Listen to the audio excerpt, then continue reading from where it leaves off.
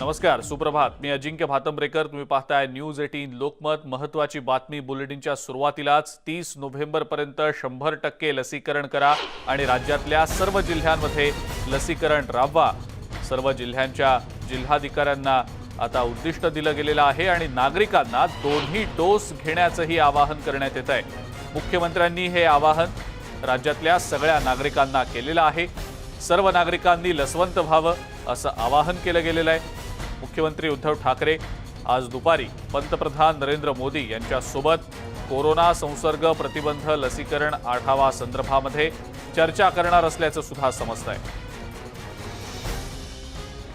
याचबद्दलची अधिक माहिती आपण जाणून घेणार आहोत. उदय जाधव आपले प्रतिनिधी आपल्या सोबत आहेत सध्या फोन लाईनवरनं. उदय, सर्व नागरिकांनी लसवंत व्हावं असं आवाहन मुख्यमंत्र्यांनी केलेलं आहे. नागरिकांना हे आवाहन करतानाच जिल्हाधिकाऱ्यांना देखील काही उद्दिष्ट दिली गेलेली आहेत. 100% लसीकरण 30 नोव्हेंबर पर्यंत केलं जावं. उदय, या सगळ्याबद्दल काय सांगता येईल?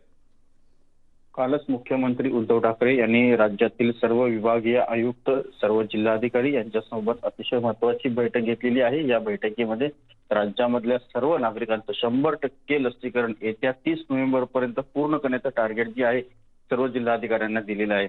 त्यासाठी असलेली आवश्यक सगळी तरतूद, सर्व उपाययोजनाचे तात्काळ करण्याचे आदेश देखील दिले गेले आहेत. कारण आता जवळपास सर्वच राज्य जे आहे अनलॉक होत आहे. 100% अजून अनलॉक झाले नसलं तरी देखील संपूर्ण दैनंदिन व्यवहार जे आहेत ते सुरळीत सुरू आहेत. त्यामुळे पुन्हा एकदा तिसऱ्या लाटेची भीती व्यक्त केली जात आहे ती निर्माण होऊ नये यासाठी लवकरात लवकर लसीकरण कार्यक्रम जो आहे तो पूर्ण करावा लागेल आणि त्यासाठी वेग देखील वाढवावा लागणार आहे. त्यासाठी मुख्यमंत्र्यांनी सर्व जिल्हाधिकाऱ्यांना टार्गेट दिलेलं आहे. येत्या 30 नोव्हेंबर पर्यंत संपूर्ण राज्यातील नागरिकांचं 100% लसीकरण जे आहे ते पूर्ण करायला पाहिजे. आणि यासाठी आज मुख्यमंत्री उद्धव ठाकरे पंतप्रधान नरेंद्र मोदी यांच्याशी देखील प्रदीर्घ चर्चा करणार आहेत. व्हिडिओ कॉन्फरन्सिंगद्वारे ही महत्त्वाची चर्चा होणार आहे. या चर्चेमध्ये राज्याला होणारा लसींचा पुरवठा आणि त्याचबरोबर तो वेगाने पुरवठा व्हायला पाहिजे आणि त्याचबरोबर राज्याची देखील मिळालेल्या लसींचं जे आहे पुरवठा तो तात्काळ लसींचं जे लसीकरण करणं आहे ते देखील अतिशय महत्त्वाचं असणार आहे. त्याचबरोबर संपूर्ण देश पातळीवरती कोविड प्रतिबंधात्मक आणखीन काय नवीन उपाययोजना करता येतील या संदर्भात देखील महत्त्वाची चर्चा होणार आहे. कारण तिसरी लाट जी आहे ती कधी येऊ शकते आणि कधी विस्फोटक परिस्थिती निर्माण होऊ शकते. यासाठी आधीच खबरदारीचा उपाययोजना म्हणून सर्व नागरिकांचं लसीकरण जे आहे तात्काळ आणि वेगाने पूर्ण होणं अतिशय गरजेचं आहे. त्यासाठी लसींचा पुरवठा देखील कुठे खंडित न होता तात्काळ पुरवठा होऊन तो अधिक वेगाने लसीकरण पूर्ण करण्याची जबाबदारी आता राज्य सरकार बरोबर केंद्र सरकारची देखील असणार आहे. बिलकुल उदय, आणि सोबतच पंतप्रधान नरेंद्र मोदी देशभरातल्या विविध राज्यांमधल्या कोरोना संदर्भातला आढावा घेणार आहेत. यावेळेला मुख्यमंत्री देखील सगळ्या राज्यांमधले उपस्थित असतील असं समजतंय. या नेमक्या घडामोडीविषयी काय सांगता येईल? मुख्यमंत्री उद्धव ठाकरे दुपारी बरोबर 12 वाजता व्हिडिओ कॉन्फरन्सिंगद्वारे पंतप्रधान नरेंद्र मोदी यांच्याशी चर्चा करणार आहे. ज्यावेळेला इतर राज्यांचेही मुख्यमंत्री उपस्थित असणार आहे. सध्या संपूर्ण देशभरामध्ये विशेष करून दक्षिण भारतामध्ये तिसऱ्या लाटेसंदर्भात चिंता जी आहे ती व्यक्त केली जात आहे. कारण तिथे काही रुग्ण असे नवीन व्हेरियंटचे सापडलेले आहेत. त्यामुळे संपूर्ण देशाचं लग्न हे दक्षिण भारताकडे लागलेलं आहे.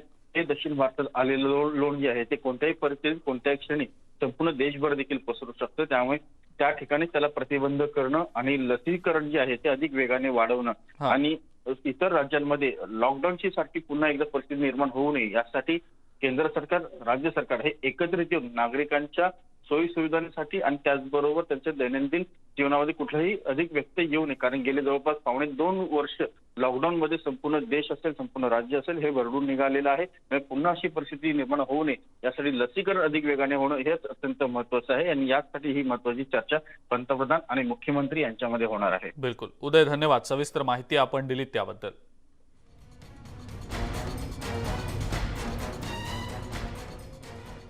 पुढची बातमी बघूया. मुंबईमधल्या ओशिवरा भागामध्ये एक कार थेट सोसायटीमध्ये शिरली. या प्रकरणी कार चालकाला अटक करण्यात आलेली आहे. रात्री 11 वाजण्याच्या सुमारास एक BMW कार भरधाव वेगानं एका सोसायटीमध्ये शिरली. वेगावर नियंत्रण नसल्यानं सोसायटीचं गेट तोडून ही गाडी थेट सोसायटीमध्ये शिरली. या दुर्घटनेमध्ये सुदैवानं कुणीही जखमी झालेलं नाही. मुंबईतल्या ओशिवरा भागामध्ये हा सगळा प्रकार घडलाय.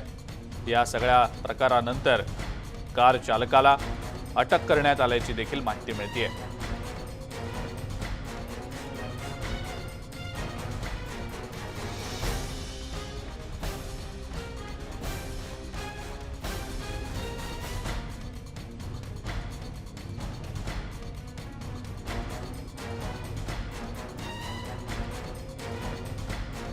स्पीड में गाड़ी आया कि गेट के तोड़ते हुए गेट के जैसा मारा ना धक्का से गाड़ी गेट खुल गया और गाड़ी अंदर चला गया।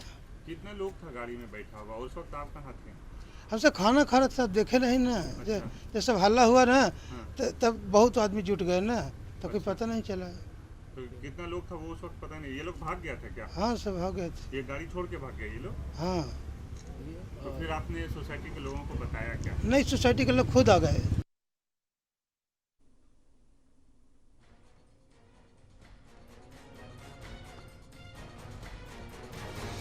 सुदैवानं या सगळ्या घटनेमध्ये कुणीही जखमी झालेलं नाही। मात्र BMW कार सोसायटीचं गेट तोडून आतमध्ये शिरली। वेगावर नियंत्रण नसल्यानं गाडी थेट सोसायटीमध्ये शिरल्यानंतर सोसायटीमधले रहिवासी खाली आले। सुदैवानं या सगळ्या घटनेमध्ये कुणीही जखमी झालेलं नाही। बंद किया था 11 बजे और हमने सब अपना सामान वामान समेट के अंदर रखा और उसी टाइम पे हम लोग बिल्डिंग के अंदर ही थे और हमारे वॉचमैन को भी मैंने खाना दिया कि आप खा लो। तो ये भाई साहब अंदर खाना खाने घुसे और हम लोग अपना डब्बा वगैरह अंदर रखने गए। उतने में गाड़ी एकदम धाड़ करके आवाज़ आई। गेट हमारा मतलब डैश किया गेट को, गेट के से पूरे पार्ट मतलब अलग टूट गए मतलब वहाँ पर। और हमारी कैबिन पे भी लग के मतलब कैबिन पे पूरा टाइल्स वगैरह टूट गई वहाँ पर। अगर कोई बच्चा अगर रहता तो बहुत बड़ा हादसा हो जाता वहाँ पर, कोई भी होता अगर। हाँ, तो हम लोग भाग के आके देखे तो उस पर ये जो बंदा जो था कैप पहन के था, मास्क लगाया हुआ था, वो उसको तो सभी लोग जानते हैं क्योंकि फैजू करके वो हमारे सामने मतलब गाड़ी से बाहर निकला और पीछे के मतलब वही गेट से निकल के चल दिया। याच संदर्भात आपण अधिक माहिती जाणून घेणार आहोत। रमाकांत तिवारी आपले प्रतिनिधी आपल्या सोबत आहेत सध्या फोन लाईनवरनं। रमाकांत, BMW कार ओशिवरामधल्या सोसायटीमध्ये शिरली, दुर्घटना मोठी होऊ शकली असती, काय नेमकी माहिती? जी, देर रात मुंबई के ओशिवारा इलाके में तेज रफ्तार BMW कार चलाने के मामले में social media influencer mister Faisu को ओशिवारा पुलिस ने गिरफ्तार कर लिया है। पुलिस ने मिस्टर फैसू पर IPC की धारा 279, 336 के मामला दर्ज कर गिरफ्तार किया है। दरअसल आपको बताना चाहिए मंगलवार रात करीब 11 बजे फैसू अपनी BMW कार को बेहद तेज रफ्तार से चला रहे थे, जिसके बाद कार अनियंत्रित होकर एक सोसाइटी के गेट को तोड़ते हुए अंदर जा घुसी। हादसे के बाद फैसू ने मौका देखते वहां से फरार हो गए। राहत की बात रही कि इस हादसे में कोई घायल नहीं हुआ है। इस मामले में ओशिवारा पुलिस ने त्वरित संज्ञान लेकर फैसू को गिरफ्तार कर लिया है। आपको बताना चाहेंगे कि मिस्टर फैसू सोशल मीडिया पे बहुत ही पॉपुलर थे और इनके लगभग 2.5 लाख फॉलोअर्स है, जिसके चलते सोशल मीडिया पे इनकी काफी इन्फ्लुएंसेस है। बिलकुल रमाकांत, मात्र जर या सगळ्या प्रकारामध्ये कोणी जखमी झालं असतं तर खूप मोठी दुर्घटना घडली असती, अपाय होण्याची शक्यता होती। कारवर नियंत्रण नव्हतं असं समजलं होतं, काय नेमकं त्याबद्दल सांगता येईल? जी, ये राहत की बात रही कि जो दुर्घटना हुई काफी रात हुई है और जिस समय दुर्घटना हुई उस समय सोसाइटी में कोई मौजूद नहीं था। और जी, दरअसल अगर ये उस समय अगर सोसाइटी में मौजूद कोई होता तो जरूर ये बहुत बड़ी दुर्घटना में बोल के आते। और कहा जा रहा है कि ये जो फैसू है इसके पहले भी इनके साथ कई दुर्घटनाएं हो चुकी हैं और इनका इस तरीके का चलन ही रहा है कि ये अनियंत्रित होकर और किसी तरीके से चल रही है। और फिलहाल पुलिस पूरे मामले की जांच कर रही है, क्या जिस समय ये फैसू कार चला रहे थे ये किसी नशे में थे या इन्होंने किसी चीज का सेवन किया हुआ था। बिलकुल रमाकांत, धन्यवाद, सविस्तर माहिती आपण दिलीत त्याबद्दल। मुंबईतल्या ओशिवरा भागातली ही दुर्घटना आहे। BMW कार थेट सोसायटीमध्ये शिरली, सोसायटीचं गेट तोडून सोसायटीच्या आवारामध्ये कार चालकाचं कारवरचं नियंत्रण सुटलं आणि त्यामुळे ही कार तिथं शिरली। सुदैवानं या घटनेमध्ये कुणीही जखमी झालेलं नाही। न्यूज 18 लोकमतच्या ऑपरेशन लुटारूर या स्टिंग ऑपरेशन नंतर काही ठिकाणी प्रशासनाला खडबडून जाग आली, तर काही ठिकाणी मात्र अजूनही कारवाईला सुरुवातच झालेली नाही। लातूरमध्ये अजूनही बायोडिझेल सदृश ऑइल येणं सुरूच आहे। प्रशासन आणि पोलीस यांची झोप अद्याप उडालेली दिसत नाही। आमच्या टीमनं लातूरमधल्या बायोडिझेलच्या रॅकेटचा पर्दाफाश केला। वाशिममध्ये सुद्धा बोगस बायोडिझेलची विक्री अजूनही सुरूच आहे। जिल्ह्यातल्या पंप आणि किरकोळ विक्रीच्या दुकानांवर प्रशासनाकडून अद्याप कोणतीही कारवाई करण्यात आलेली नाही। तर दुसरीकडे अकोल्यामधल्या पातूर रोडवरच्या राम भरोसे गॅरेजमधल्या बायोडिझेलचा अवैध साठा पोलिसांनी जप्त केलाय। अंदाजे 1,500 लिटर बायोडिझेलचा अवैध साठा जप्त करण्यात आलेला आहे आणि या प्रकरणी 3 जणांना ताब्यातही घेतलं गेलेलं आहे। जालन्यात देखील अवैध बायोडिझेल विक्रीचा भांडाफोड करण्यात आलेला आहे। सुमारे 50 लाखांचा मुद्देमाल जप्त करण्यात आलाय।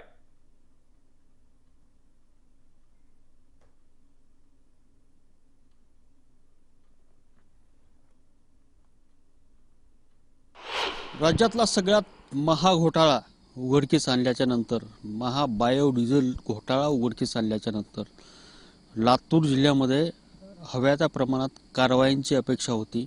मात्र अद्यापही महसूल विभाग आणि पोलीस विभाग पूर्णपणे शांत असल्याचं चित्र आपण पाहतोय, दिसून येतंय। कारण रात्रीचे 1:30 वाजलेत आणि आत्ता हे टँकर्स आपण पाहतोय। हे सगळे जे टँकर्स आहेत, जवळपास 4 टँकर्स आहेत, हे बायोडिझेल सदृश्य टँकर्स आहेत आणि हे MIDC परिसरामध्ये लातूरमध्ये थांबलेले आहेत। जवळपास 19,000 लिटर या टँकरमध्ये, एका टँकरमध्ये डिझेलची क्षमता आहे आणि आपण पाहतोय 4 टँकर या ठिकाणी येऊन थांबलेले आहेत। अशाच पद्धतीनं आणखीनही काही टँकर्स पलीकडच्या बाजूला थांबलेले आहेत। पण एवढं सगळं होऊनही प्रशासनाला जाग येत नाहीये। MIDC पोलिसांनी फक्त 2 टँकर्स आतापर्यंत जप्त केलेले आहेत। मात्र महसूल प्रशासन अजूनही झोपेत आहे। आम्ही जागतोय, आम्ही हे सगळं दाखवतोय। बायोडिझेल सदृश्य हे ऑइल आहे आणि हे सगळं आम्ही दाखवतोय। मात्र प्रशासन आणि पोलीस प्रशासन पूर्णपणे अजूनही झोपेत आहे। त्यामुळे यांना जागा करण्यासाठी आता कुठेतरी पावलं उचलावी लागतील आणि अशा बायोडिझेल विक्रेत्यांवरती कारवाई व्हावी किंवा कारवाई करण्यात यावी, यासाठी आपण हा लढा पुढे नेतोय। त्यामुळं आता कुठेतरी वाटतंय की हा सगळा कारभार जो आहे तो कुठेतरी सावळा गोंधळ आहे। त्यामुळेच हे सगळं चालतंय। प्रत्यक्ष आपण पाहतोय डिझेलचे टँक या ठिकाणी लागलेले आहेत। हे पहा, ह्या प्रत्येक टँकवरती आपण पाहतोय इडेबल ऑइल नावाचे हे टँक आहे, जे सेवालाल वरती लिहिलेलं आहे आणि हेच टँकर MIDC पोलीस ठाण्यामध्ये सकाळी लागलेला आहे। आणि असे 2 टँकर MIDC पोलीस ठाण्यामध्ये लागलेले आहेत आणि त्यानंतर आता रात्रीचे 1:30 वाजलेत आणि 1:30 वाजता परत हे टँकर्स लातूर शहरात दाखल होतात, लातूरच्या MIDC मध्ये दाखल होतात आणि MIDC मध्ये दाखल होऊन आता म्हणजे पहाटे 3 ते 4च्या सुमारास या टँकर्समधून मोठ्या प्रमाणात विक्री जी आहे ती होणार आहे। मात्र याकडे कोणाचंही लक्ष नाहीये। प्रशासन काय करणार, पोलीस प्रशासन काय करणार, हा सवाल अजूनही आहे। नितीन बनसोडे, न्यूज 18 लोकमत, लातूर। वाशिम जिल्ह्यामध्ये बोगस बायोडिझेलची विक्री सुरूच असून जिल्ह्यातील पंप आणि किरकोळ विक्रीच्या दुकानांवर प्रशासनाकडून अद्याप कोणतीही कारवाई करण्यात आलेली नाही। या बोगस बायोडिझेलमुळे अनेक गाड्यांची इंजिन्स खराब होत आहेत। शासनाचा लाखोंचा महसूलही बुडतोय, तरीही प्रशासनाकडून याकडे दुर्लक्ष करण्यात येत आहे। प्रशासनाकडून कोणतीही कारवाई करण्यात येत नसल्याने दर दिवशी बोगस बायोडिझेलचा व्यवसाय वाढतच चाललेला आहे। जिल्ह्यात बोगस बायोडिझेल पंप आणि किरकोळ विक्रीची अनेक दुकानं मोठ्या संख्येने थाटण्यात आलेली असून याचा फटका वाहनांना बसतोय आणि शासनाचा लाखोंचा महसूल दर दिवशी बुडतोय। त्यामुळे आता तरी प्रशासनाने तातडीने कारवाई करावी अशी मागणी करण्यात येते। वाशिम जिल्ह्यातनी बायोडिझेलच्या नावाखाली हे केमिकलयुक्त इंधन ऑइल डिझेल विकण्याचा गोरखधंदा 4 महिन्यापासून सुरू आहे। याबाबत मी सप्टेंबर महिन्यात जिल्हाधिकारी महोदयाकडे तक्रार केली की हे बायोडिझेलच्या नावावर हे जे आहे हे सगळं चुकीचं आहे आणि याला कुठलीच परवानगी नाही। प्रत्येक गावातील युवकाकडून 3-3 लाख रुपये घेऊन असे फाट्यावर, रस्त्यावर पॉईंट देण्यात आले। म्हणजे जवळपास 130-140 लोक आमचे सुशिक्षित बेरोजगार यांना 3-3 लाख रुपये लुटलं आणि त्याचे ते बायोडिझेलचे पंप तिथं ते पंप नाही असे खोके टाकून विक्री सुरू केली। माझ्या गाडीमध्ये ते डिझेल बाहेरचं डिझेल वापरल्यामुळे माझे 2 गाड्या सध्या कामावर आलेल्या आहेत आणि त्यांच्या ॲव्हरेज हे 15चं ॲव्हरेज असलं, पहिल्या 15चं ॲव्हरेज होतं, आता मला 8-9चं ॲव्हरेज येत आहे आणि दोन्ही गाड्या कामावर आलेल्या आहेत. यामुळे खूप हानी होत आहे आणि माझ्या इतर मित्रांच्याही गाड्या त्या डिझेल वापरल्यामुळे कामावर आलेल्या आहेत. नाही, चुकीचं आहे. मला 100% अनुभव आला. माझ्या गाड्या धुवा मारत आहेत आणि ॲव्हरेजमध्येही फरक आहे. वाशिम अकोला पेट्रोल डीलर असोसिएशनतर्फे मी सर्वप्रथम लोकमत न्यूज चॅनलचा मी सर्वप्रथम धन्यवाद देतो. त्यांनी ही जी मोहीम चालू केलेली आहे त्याबद्दल मी त्यांचा खूप खूप आभारी आहे.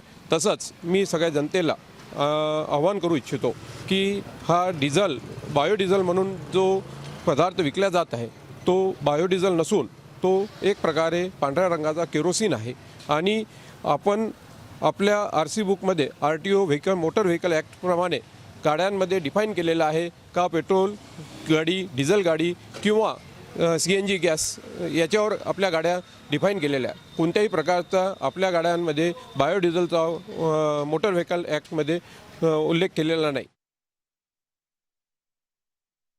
डिझेलच्या विषयावर पोलीस, डिस्ट्रिक्ट सप्लाय ऑफिसर, त्याचप्रमाणे रेव्हेन्यूचे अधिकारी मिळून ज्या ज्या ठिकाणी अशी तक्रार येत आहे त्याची सगळी कायदेशीर बाबीचा विचार करून पुढील कारवाई करणार आहे. या विषयावर जवळपास 2 आठवड्यापूर्वी आम्ही जे पेट्रोलियम पंप असोसिएशनचे लोक आहे त्याचप्रमाणे असे जे विक्रेता आहे, इंडस्ट्रियल ऑइलचे विक्रेता आहे, त्याची एक मीटिंग घेतली होती आणि ऑइल मार्केटिंग कंपनीज आहे त्याच्यासोबत पण आम्ही जे कायदेशीर बाबी आहेत त्याच्याबद्दल आढावा घेऊन आणि बाकी सर्व डिपार्टमेंट DSO आणि रेव्हेन्यूचे अधिकारी त्याचप्रमाणे माननीय कलेक्टरसोबत डिस्कस करून पुढची कारवाई करणार आहे. अकोल्यातील पातूर रोडवर सुरू असलेल्या बोगस बायोडिझेल पंपावर पोलिसांनी छापा टाकलाय. शहरातल्या राम भरोसे गॅरेजमध्ये छापा टाकून अंदाजे 1,500 लिटर बायोडिझेलचा अवैध साठा पोलिसांनी जप्त केलाय. 2 ट्रक जप्त करण्यात आलेले आहेत. या प्रकरणी 3 जणांच्या विरोधात गुन्हा दाखल करून त्यांना ताब्यातही घेण्यात आलेला आहे.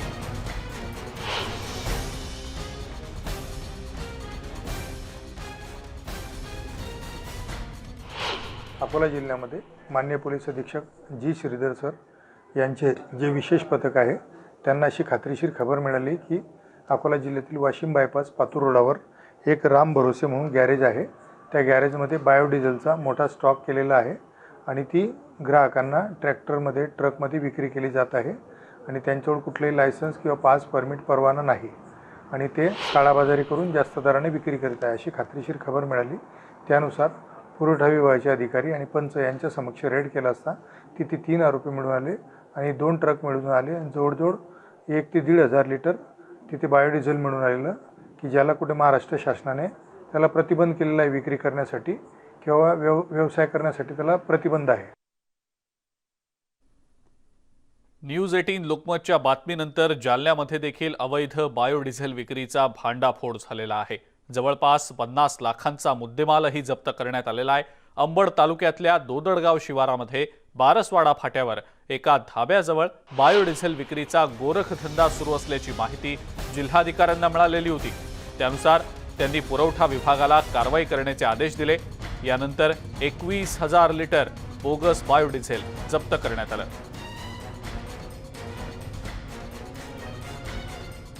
अवैध बायोडिझेल विक्रीचा भांडाफोड जालन्यामध्ये देखील करण्यात आलेला आहे. तब्बल 50 लाख रुपयांचा मुद्देमाल जप्त करण्यात आलेला आहे. 21,000 लिटर बायोडिझेल जप्त करण्यात प्रशासनाला यश आलेलं आहे. याच संदर्भातली अधिक माहिती आपण जाणून घेणार आहोत. विजय कमळे पाटील आपले प्रतिनिधी आपल्या सोबत आहेत सध्या फोन लाईनवरनं. विजय, अवैध बायोडिझेल विक्रीचा भांडाफोड जालन्यामध्ये करण्यात आलेला आहे. सविस्तर याबद्दल काय सांगता येईल? अजिंक्य, न्यूज 18 लोकमतने अवैध बायोडिझेलचा हा गोरखधंद्याचा पर्दाफाश आपल्या वृत्तमालिकेच्या माध्यमातून केला होता. दरम्यान न्यूज 18 लोकमतच्या या बातमीच्या दणक्यानंतर राज्यभरात पोलीस प्रशासन तसेच महसूल विभाग हा खळबळून जागा झालाय. जालन्यामध्ये देखील अंबड तालुक्यातील दोदडगाव शिवारामध्ये बारसवाडा फाट्यावरती जो अवैध बायोडिझेलचा गोरखधंदा सुरू होता त्यावर महसूल प्रशासन आणि पोलीस प्रशासनाने संयुक्तरित्या कारवाई केली. या कारवाईमध्ये सुमारे 50 लाख रुपयाचा मुद्देमाल या ठिकाणी पोलिसांनी जप्त केलाय. अजिंक्य. बिलकुल विजय, आणि या प्रकरणी काही जणांना ताब्यात घेण्यात यश आलेलं आहे का? अजूनही अशा प्रकारच्या अवैध बायोडिझेल विक्रीचे प्रकार सुरू आहेत का? काय नेमकं त्याबद्दल सांगता येईल? अजिंक्य, जालना जिल्ह्यामध्ये अशा प्रकारचे अवैध बायोडिझेलचे गोरखधंदे मोठ्या प्रमाणावर सुरू असल्याची माहिती समोर येत आहे. आणि पोलीस आणि महसूल विभाग यांनी आता या प्रकरणी विशेष पथक तयार केलेले आहे आणि या संयुक्तरित्या या ठिकाणी कारवाई करण्याचे त्यांना निर्देश देण्यात आलेले आहे. दरम्यान या प्रकरणी कायदेशीर कारवाई करण्याची प्रक्रिया सध्याला सुरू असून काही व्यक्तींना या ठिकाणी ताब्यात देखील घेण्यात आल्याचे प्राथमिक माहिती मिळत आहे. बिलकुल अजिंक्य. विजय, धन्यवाद. सविस्तर माहिती आपण दिली त्याबद्दल. नमस्ते महाराष्ट्रमध्ये वेळ झाली एका ब्रेकची. बघत रहा न्यूज 18 लोकमत.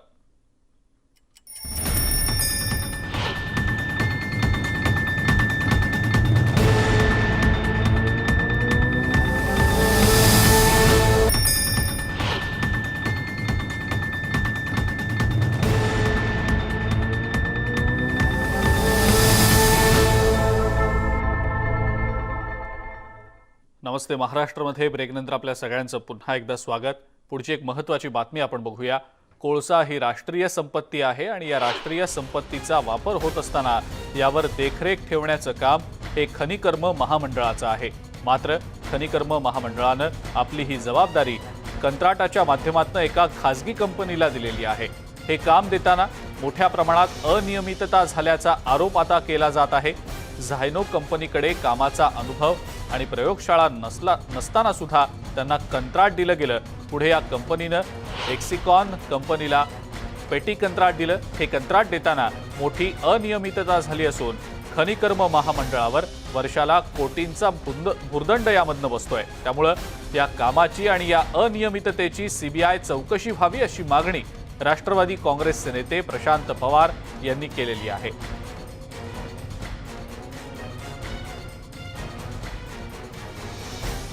याचबद्दलची अधिक माहिती आपण जाणून घेणार आहोत. तुषार कोहळे आपले प्रतिनिधी आपल्या सोबत आहेत सध्या. तुषार, खूप मोठा घोटाळा, खूप मोठी अनियमितता या सगळ्यामध्ये झाल्याचा आरोप आता राष्ट्रवादी काँग्रेसच्या नेत्याकडून केला गेलेला आहे. तुषार, या सगळ्याबद्दल सुरुवातीला सविस्तर काय सांगता येईल? विषाणूची अत्यंत संपूर्ण धक्कादायक हा प्रकार आहे. जर का बघितलं तर जी काही कोळसा ही आपली राष्ट्रीय संपत्ती आहे याची देखरेख करण्याचं काम आणि याचा दर्जा ठरवण्याचं काम हे खनिकर्म महामंडळाचं काम असतं. मात्र त्यांनी जी ही जबाबदारी दिली ती झायनो या कंपनीला दिली. 2019 मध्ये हे सर्व टेंडर निघालं. 2021 मध्ये याचा वाटप करण्यात आला आणि हे वाटप होत असताना ज्या झायनो कंपनीला हे टेंडर दिलं गेलं त्यांच्याकडे ना प्रयोगशाळा होती ना या कामाचा अनुभव होता असा आरोप राष्ट्रवादी काँग्रेसने केला. असं असताना देखील त्यांना याचं कंत्राट दिलं गेलं आणि महत्वाची गोष्ट की झायनो कंपनीने स्वतः काम न करता ही जबाबदारी दुसऱ्या एका कंत्राटदारावर टाकली. ती जी कंपनी आहे एक्सिकॉन. आता महत्वाचा विषय हा आहे की राष्ट्रवादी काँग्रेसचे प्रशांत पवार यांनी जे काही आक्षेप घेतले त्यांचं असं म्हणणं आहे की वर्षाला साधारण आपल्याकडे लाखो मेट्रिक टन कोळशाचं उत्पादन होतं आणि जर का यांना जे काम दिलं गेलं ते 22 रुपये 83 पैसे प्रति मेट्रिक टन या दराने या कंपनीला देखरेख करण्याचं काम केलं. या देखरेख करण्याच्या कामामध्ये जो कोळसा वेकोलीमधनं किंवा खाणीमधनं निघतो तो जेव्हा वॉशरूममध्ये येतो तो वॉश होतो आणि तो नंतर मग पुढे त्याच्या वापरासाठी मग पॉवर स्टेशन असेल किंवा इतर कुठे पाठवला जातो. ते जे मॉनिटरिंग आणि त्याचा दर्जा ठरवण्याचं काम आहे हे या कंपनीकडे असतं. मात्र हे करत असताना ही कंपनीच मोठ्या प्रमाणामध्ये भ्रष्टाचार करतात, कोळशामध्ये हेरफेर करतात असा आरोप राष्ट्रवादीच्या वतीने करण्यात आलेला आहे. आपल्याला माहित आहे की खनिकर्म महामंडळ हे शिवसेनेच्या कोट्यामध्ये आहे, ऊर्जा मंत्रालय हे काँग्रेसच्या कोट्यामध्ये आहे आणि या सर्व यावर जो आक्षेप घेतला तो राष्ट्रवादी काँग्रेसने घेतला. म्हणजे तिन्ही पक्ष महाआघाडी सरकारमध्ये सहभागी असताना देखील ज्या प्रकारे यांची कुरघोडी सुरू आहे आणि महत्वाची गोष्ट की त्यांनी जे आक्षेप घेतले ते अत्यंत गंभीर आहे. या सर्व प्रकरणाची सीबीआय चौकशी व्हावी अशी देखील मागणी पुढे आलेली आहे. या संदर्भात झायनो कंपनी आपली काय भूमिका मांडतात हे देखील बघणं महत्वाचं आहे. पण या संदर्भात आम्ही खनिकर्म महामंडळाचे जे अध्यक्ष आहे रामटेकचे आमदार आशिष जयस्वाल यांना विचारणा केली असता त्यांनी यावर बोलायला नकार दिला होता. त्यांनी असं म्हटलं होतं की राष्ट्रवादी काँग्रेसने जे काही आरोप केलेले आहे त्यांनी जे काही सीबीआय चौकशी मागणी केली त्यांनी सीबीआयकडे त्याची तक्रार करावी. आम्ही या संदर्भात बोलणार नाही. मग प्रश्न आहे की वर्षाला जर का 60 ते 65 कोटी या कंपनीला मिळते फक्त देखरेखीसाठी. 5 वर्षासाठीचं हे जर कॉन्ट्रॅक्ट असेल तर 5 वर्षाला 300 कोटीचं काम मिळालेलं आहे. महत्त्वाचा विषय की खनिकर्म महामंडळ काय करतं, खनिकर्म महामंडळाची यंत्रणा काय करते आणि ज्या कंपनीला ज्या दराने कंत्राट दिलं गेलं त्या कंत्राटाचे दर कोणत्या आधारावर ठरवले गेले. म्हणजे जर का वर्षाला 300 कोटी रुपये फक्त देखरेखीवर जर का खर्च करत असेल तर या कंपनीच्या कामावर कोण लक्ष ठेवतं किंवा कामाची मॉनिटरिंग होते का. म्हणजे ही कंपनी जर मॉनिटरिंगचं काम करते हिच्या मॉनिटरिंगवर होतं लक्ष कोण ठेवतं, खनिकर्म महामंडळाचं ते लक्ष असतं का. आणि महत्त्वाचा विषय की या कंपनीला दिले गेलेले अधिकारही खूप महत्त्वाचे, कारण की कोळशाचा दर्जा ठरवण्याचा थेट अधिकार या कंपनीला दिला. त्यामुळे राष्ट्रवादी काँग्रेसने असा आक्षेप घेतला की अनेक वेळा दुय्यम दर्जाचा कोळसा ही कंपनी परस्पर महाजनको सारख्या कंपनीला पाठवते आणि त्याचा दर्जा ठरवण्याचा अधिकार असल्यामुळे उत्कृष्ट दर्जाच्या कोळशामध्ये देखील दुय्यम दर्जाच्या कोळशाची भेसळ होते आणि ही या कंपनीच्या देखरेखीमध्ये होते. आणि राष्ट्रवादी काँग्रेसने हा देखील आरोप केला की हे सर्व सुनियोजित षडयंत्र आहे, हा सुनियोजित भ्रष्टाचार आहे, याची सीबीआय चौकशी व्हायला पाहिजे. तर या संदर्भात खनिकर्म महामंडळ आपली काय भूमिका स्पष्ट करते हे देखील बघणं महत्वाचं आहे. झायनो कंपनी या संदर्भात काय भूमिका स्पष्ट करते हे देखील बघणं महत्वाचं आहे. आणि राष्ट्रवादी काँग्रेसच्या मागणीचं राज्य सरकार काय विचार करतं हे देखील बघणं महत्वाचं राहणार. अजिंक्य, तुषार, मात्र मग केंद्र सरकार राज्य सरकार दोन्हीचा या सगळ्यावर अंकुश नाही का, लक्ष नाही का असा प्रश्न आहे. खनिकर्म महामंडळाचा उल्लेख आपण केलात, या खनिकर्म महामंडळ प्रशासनाचं याकडे सपशेल दुर्लक्ष होतं हे तर दिसतंय. पण मग या सगळ्याची आता सीबीआय तक्रार केली जाणार आहे का राष्ट्रवादीच्या नेत्यांकडून, त्याबद्दलची नेमकी काय माहिती?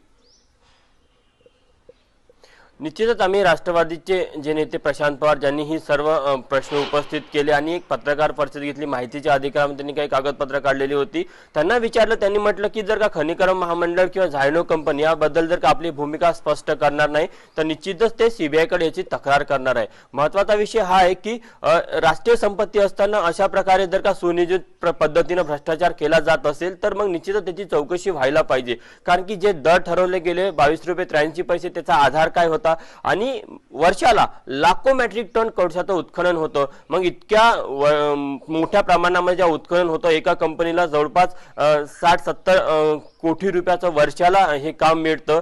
तर तेच काम देताना अनियमितता काय, म्हणजे ज्या कंपन्या या सर्व टेंडर प्रक्रियेमध्ये सहभागी झाल्या होत्या त्यांना डावलून या कंपनीला का दिलं गेलं कंत्राट, हा देखील एक महत्त्वाचा प्रश्न. आणि महत्त्वाचा विषय की आपण काही दिवसाआधी बघितलं की कोराडी औष्णिक विद्युत केंद्रामध्ये कशा प्रकारे कोळशाचा घोटाळा करण्यात आलेला होता की जो ट्रक कोराडा औष्णिक विद्युत केंद्रामध्ये जायचा होता तो न पाठवता त्याच्या जागी दुय्यम दर्जाचा भरलेला कोळशाचा ट्रक पाठवला जात होता. अशा प्रकारे मोठ्या प्रमाणामध्ये हेरफेर ही कोळशाच्या व्यवसायामध्ये आणि कोळशाच्या वापरामध्ये केली जाते आणि याचा सर्वात जास्त फटका हा प्रशासनाला, राज्य सरकारला बसतो. कारण की शेवटी हे जनतेचे पैसे असतात. जर का एक सरकारला कमी खर्चामध्ये आणि कमी पैशामध्ये जर का कोळसा मिळत असेल आणि तोही चांगल्या दर्जाचा कोळसा मिळाला तर निश्चितच त्यापासून तयार होणारी जी वीज ही जास्त असते. दुय्यम दर्जाच्या कोळशामध्ये पैसा जास्त खर्च होतो पण वीज कमी उत्पादन होते. त्यामुळे एक प्रकारे प्रशासनाला या सर्व गोष्टीचा फटका बसतो, राज्य सरकारला फटका बसतो. त्यामुळे आता या संपूर्ण गोष्टीची सीबीआय चौकशी व्हावी अशी मागणी पुढे येऊ राहिलेली आहे. तुषार, धन्यवाद. सविस्तर माहिती आपण दिली त्याबद्दल.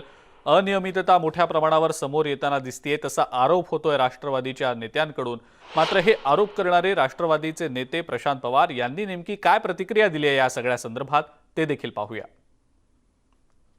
एका कंपनीला झायनो कॅपिटल सर्व्हिसेस या कंपनीला त्यांनी काम दिलं ज्याला काही अनुभव नाही आहे.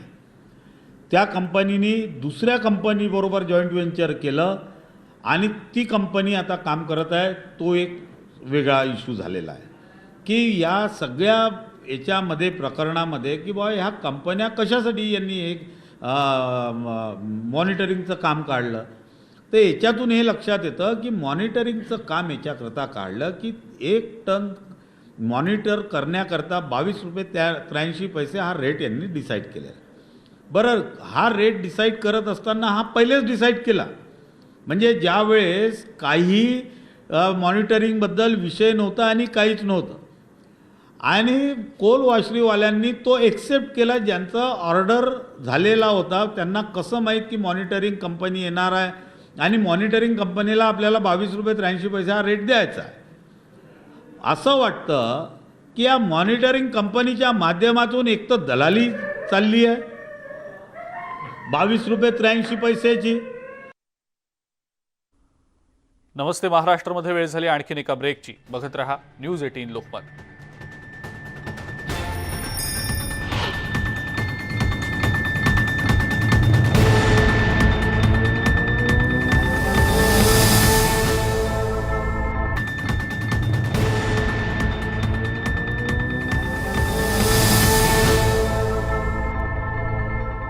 ब्रेकनंतर आपल्या सगळ्यांचं पुन्हा एकदा स्वागत. क्रिकेट विश्वातली एक बातमी आता आपण पाहूया. युवराज सिंग याच्या चाहत्यांची दिवाळी गोड आणखी होणार असल्याचं दिसतंय, कारण sixer king Yuvraj Singh comeback करण्याची शक्यता आहे.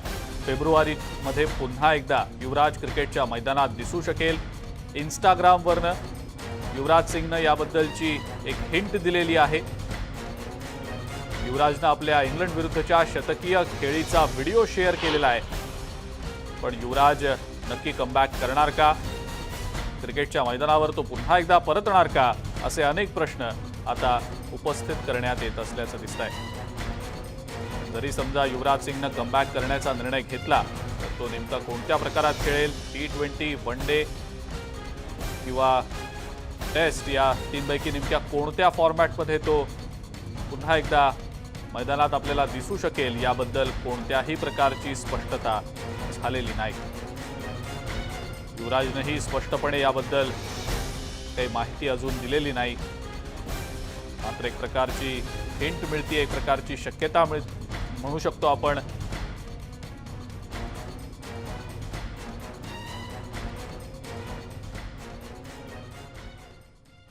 वेळ झाली आणखीन एका ब्रेकची. बघत रहा न्यूज 18 लोकमत.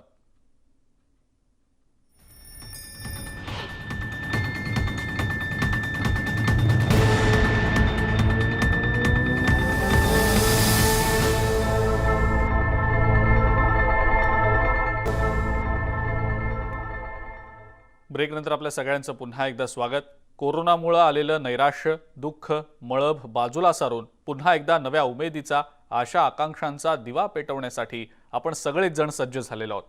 सरकारनं देखील बऱ्याच प्रमाणात निर्बंध शिथिल केलेले आहेत. त्यामुळे यावर्षीच्या दिवाळीची सुरुवात मोठ्या उत्साहात झालेली आहे. पुणेकरांची आजची सकाळ सूरमयी ठरलेली आहे. दिवाळी पहाट कार्यक्रमाचं पुण्यामध्ये आयोजन करण्यात आलेलं होतं आणि यावेळेला वेगवेगळी गाणी सुद्धा सादर करण्यात आली.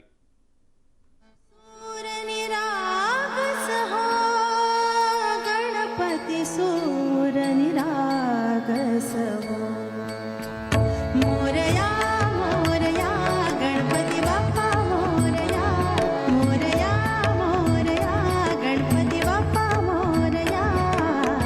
गजवदना तू सुख करता, गजवदना तू दुःख हरता, गजवदना मोरया मोरया. सूर निरागस हो,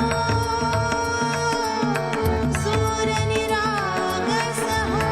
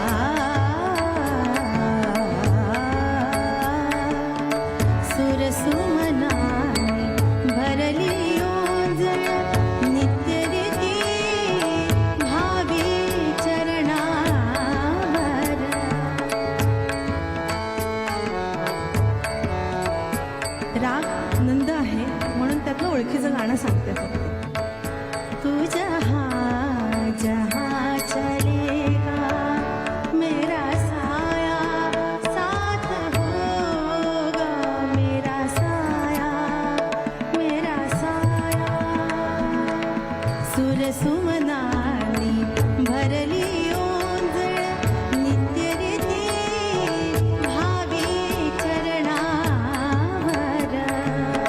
कान्हे बालक सुमधुर हासे भावतसे बाहो सुरातुर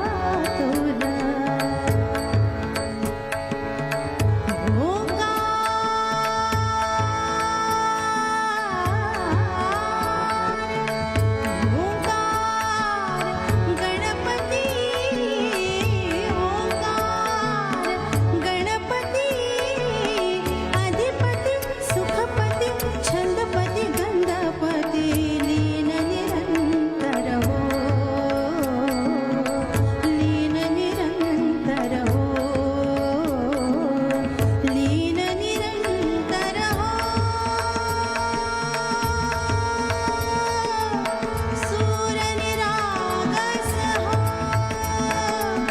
सूर निरागस हो गणपती सूर निरागस हो मोरया मोरया गणपती बाप्पा मोरया मोरया मोरया गणपती बाप्पा मोरया गजवदना तू दुःख हरता गजवदना तू दुःख हरता गजवदना मोरया मोरया सूर निरागस हो सूर निरागस हो सूर निरागस हो सूर निरागस हो मोरया मोरया मोरया राधिका मी प्रेमिका मी राधिका मी प्रेमिका तन श्याम मन श्याम प्राण सखा घन श्याम तन श्याम मन श्याम प्राण सखा घन श्याम रंगले जयाचे रंगी मी राधिका राधिका मी प्रेमिका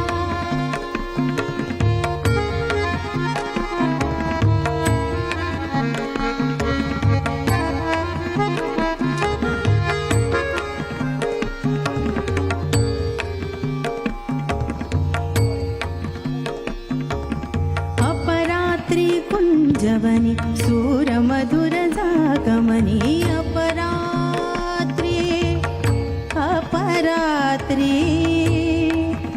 कुंजवनी कुंजवनी अपरात्री कुंजवनी सूरमधुर जागमनी कळेना सुचेना माझी मी पुरेना साहबेना मिलनाचे आतुरले मी राधिका राधिका मी प्रेमिका श्याम रंग श्याम संग मिलनात चित्तदंग श्याम रंग श्याम संग मिलनात चित्तदंग श्याम रंग श्याम संग मिलनात चित्तदंग सुखाच्या क्षणी